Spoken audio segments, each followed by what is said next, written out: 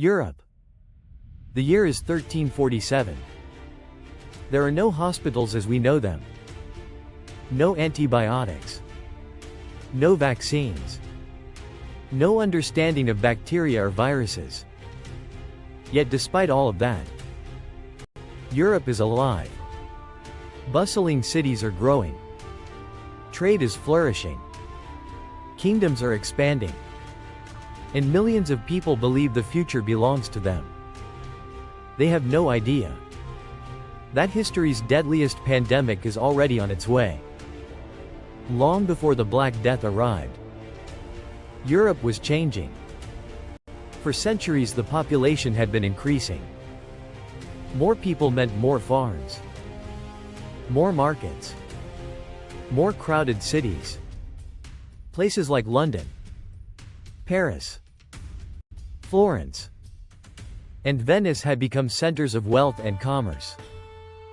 Merchants traveled constantly. Ships crossed vast seas. Caravans carried silk, spices, gold, and precious goods from distant lands. Trade connected Europe to Asia like never before. But trade does not carry only prosperity. Sometimes, it carries death. Medieval cities were very different from the cities we know today. Most streets were narrow. Dirty water often flowed directly into public roads. Garbage piled up outside homes. Animals wandered freely through crowded neighborhoods. Rats were everywhere. Inside houses. Inside markets. Inside food storage areas. People accepted it as normal. No one knew that these small creatures would soon become part of one of history's greatest disasters. Life itself was difficult. Most people worked from sunrise until sunset. Farmers struggled to grow enough food. Laborers fought to survive harsh winters. Children often died young. Disease was common. But even then, people continued living.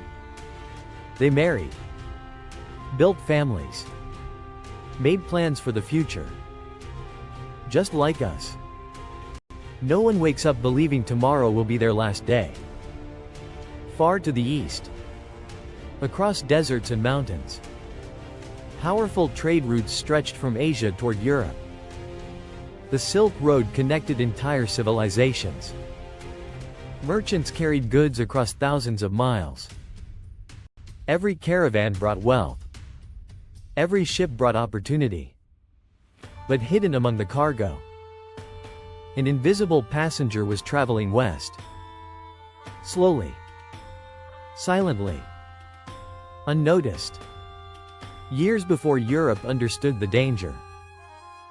Reports began appearing from distant regions. Entire communities were becoming sick. People developed strange fevers. Painful swellings appeared beneath their arms and around their necks. Many died within days. Rumors spread from trader to trader. Some dismissed the stories. Others blamed war, famine, or divine punishment. No one understood what was truly happening, because no one could see the enemy. In medieval Europe, disease was often explained through religion or superstition. People believed illness could be caused by bad air, angry spirits, or the wrath of God. Medicine was limited. Doctors had little understanding of infection. And the world had never faced anything quite like what was coming. Then, in the autumn of 1347, ships arrived at European ports carrying more than spices and silk. Some sailors were already sick. Others were dying. The survivors begged for help. But they had unknowingly brought something far more dangerous than an invading army. Within weeks, the first mysterious deaths appeared. No one knew its name. No one knew how it spread. No one knew how to stop it. But soon, every kingdom in Europe would know its terror. Because the Black Death had finally arrived. The year was 1347. The Mediterranean Sea had always been a gateway to opportunity. Every week, merchant ships arrived carrying silk, spices, precious metals, and goods from distant kingdoms. The ports were crowded. Dockworkers rushed to unload cargo. Merchants bargained loudly. Sailors celebrated another successful journey. Everything appeared normal. Until one ship arrived. Unlike any before it.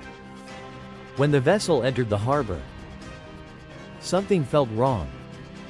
Many of the sailors never came onto the deck. Those who did could barely stand. Their faces were pale. Their bodies burned with fever. Some were coughing blood. Others collapsed where they stood. Several were already dead. The local people had never seen anything like it. They believed it was some strange illness brought from a distant land. No one realized the true danger wasn't only the sick sailors. It was hiding below the deck. Inside the cargo holds, hundreds of rats moved silently through sacks of grain and wooden crates. Living on those rats were tiny fleas carrying a deadly bacterium. The rats left the ships. The fleas left the rats. And within days, the disease found its first human victims. At first, only a few people became sick. Most believed it was just another ordinary fever. Doctors recommended herbs, prayer, or bloodletting. None of it worked. The illness spread with terrifying speed. Healthy people woke up feeling tired. By afternoon, they developed a high fever. Soon, painful swellings appeared beneath their arms, around their neck, and in their groin. These swollen lumps became known as buboes. They were dark, painful, and often the first sign that death was already approaching. Victims grew weaker by the hour. Many suffered unbearable headaches. Others began vomiting. Some developed black patches across their skin. As blood vessels beneath the surface began to fail, the disease earned a terrifying name: the Black Death. In many cases, death came within 3 to 5 days. Entire families became sick together. Parents watched helplessly as their children died. Children buried their parents. Neighbors stopped visiting one another. Fear spread even faster than the disease itself. The crowded cities that had once been full of life became places of silence. Church bells rang constantly. Funerals never seemed to end. Gravediggers could not keep up. Doctors were powerless. Many physicians caught the plague themselves. Priests who comforted the dying soon joined them. Hospitals overflowed. There were simply too many patients, and not enough people left to care for them. Rumors spread across Europe. Some believed poisoned wells were responsible. Others blamed foreigners. Some claimed it was the end of the world. Panic replaced reason. Markets emptied. Homes were abandoned. Families locked themselves inside, hoping the sickness would pass them by. But the plague did not stop. Every ship carried it farther. Every trade route opened another path. From Sicily to Italy. From Italy to France. From France to England. Then across Germany, Spain, and beyond. The disease moved like an invisible army, conquering every city in its path. There were no borders, no castles, no armies that could stop it. Within months, Europe was no longer fighting an enemy it could see. It was fighting death itself. And the darkest years were still to come.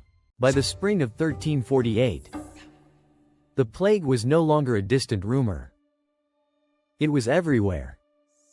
From the crowded streets of Florence to the ports of Marseille, from the villages of England to the cities of the Holy Roman Empire, death had become part of everyday life. Every sunrise brought more funerals. Every sunset left fewer people alive.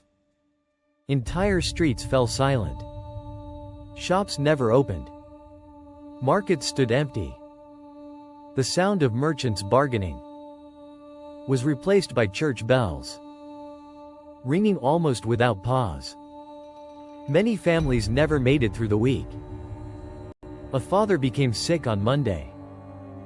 His wife died by Wednesday. Their children were gone before the weekend. In countless homes, no one remained alive to bury the dead. Across Europe, mass graves became the only solution. There were simply too many bodies, too many funerals, too few survivors. Gravediggers worked until they collapsed from exhaustion. Some became infected. Others abandoned their work entirely. Soon, the dead outnumbered the living. Doctors stood helpless. Everything they believed about medicine failed. Some burned herbs to purify the air. Others drained blood from patients. Many prescribed strange mixtures of plants and minerals. Nothing slowed the disease. Nothing saved the dying. Even physicians, one of the most respected professions of the Middle Ages, began disappearing. Some fled their cities. Others stayed, knowing every patient they treated could be their last. Priests faced the same impossible choice. Churches filled with frightened people searching for answers. Many believed the plague was God's punishment.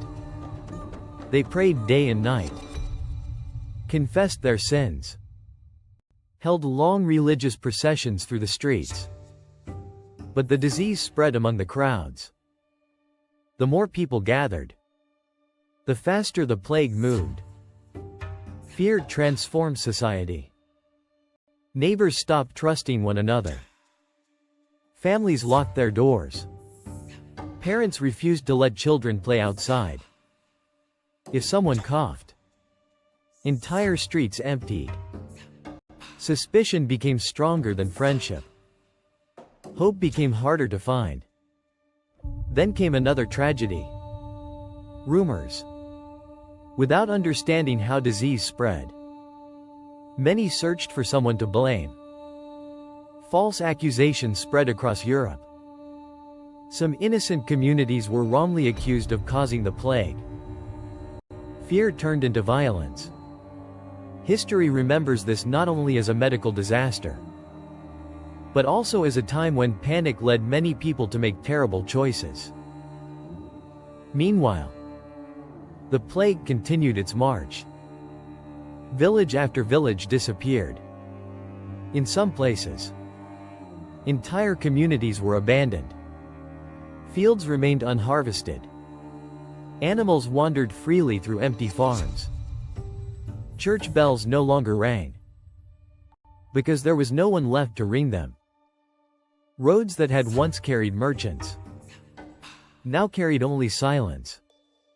Travelers described passing through towns where every house stood open. Meals remained on tables. Tools lay where workers had dropped them.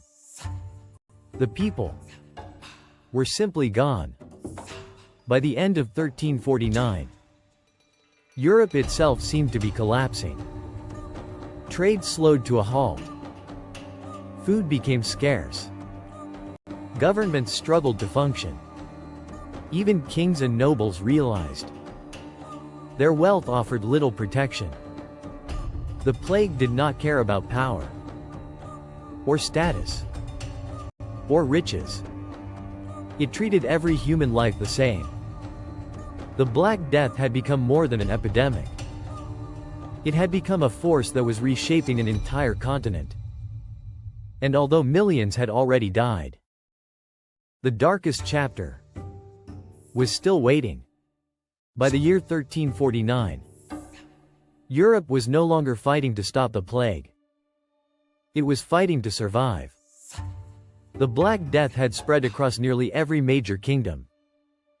England, France, Italy, Germany, Spain, Scandinavia.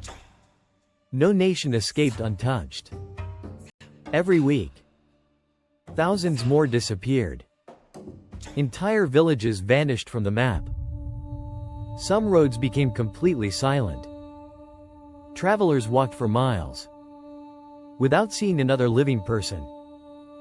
In many towns, the doors of homes remained open. Meals still sat on wooden tables. Clothing hung where it had been left. It looked as though the people had simply vanished. But the truth was far more tragic. They had died inside their own homes. There was no one left to bury them. Across Europe, mass graves became a heartbreaking necessity. Large pits were dug outside city walls. The dead were carried there by carts. Hour after hour, day after day. Names were no longer recorded. Many victims were buried without family, without ceremony, without even a final goodbye. The plague had stolen not only lives, but also the chance to mourn. As the number of deaths continued to rise, fear reached its highest point.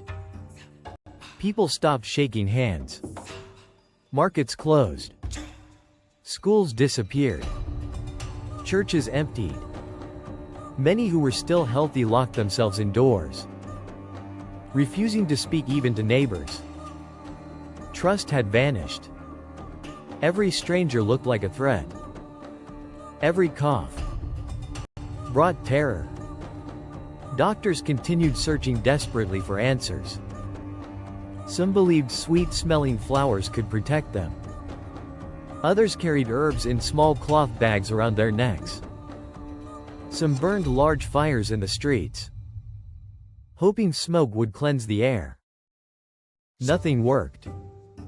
The real cause, a tiny bacterium carried by fleas, would remain unknown for another 500 years.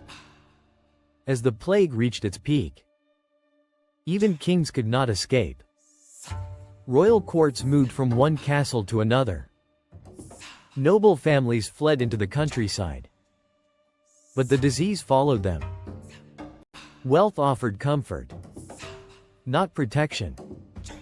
Death treated every person equally, rich or poor, farmer or king, child or elder.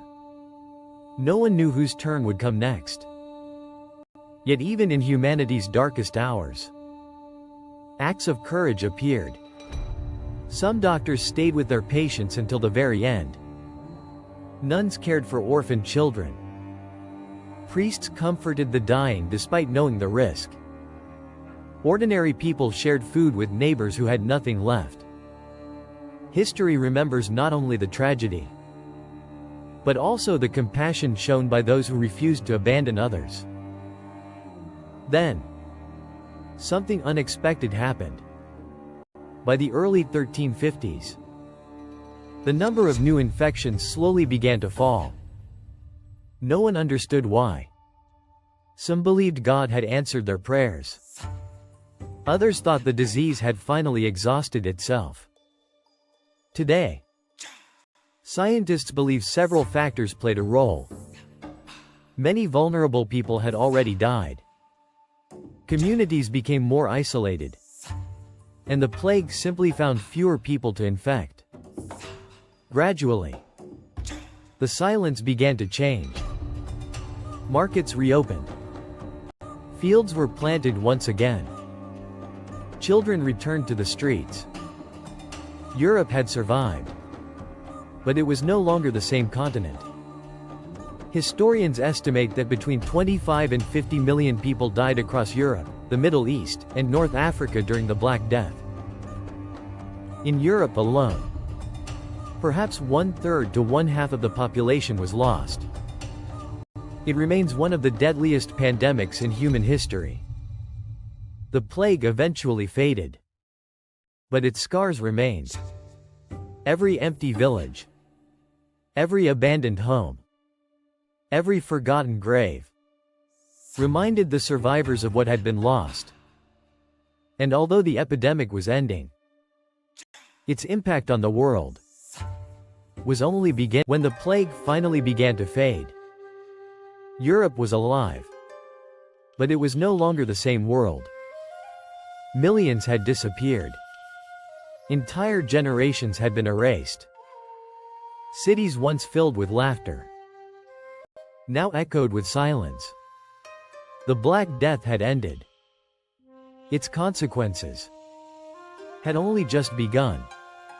Across Europe, farmers returned to fields that had been abandoned for years. Many found empty villages, collapsed houses, and land that no one remained to claim.